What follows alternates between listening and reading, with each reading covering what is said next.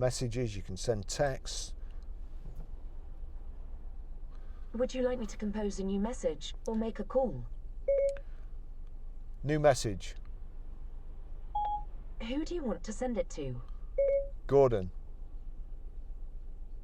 What do you want to say?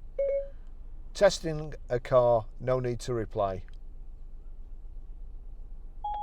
Your WhatsApp message to Gordon says testing a car, no need to reply.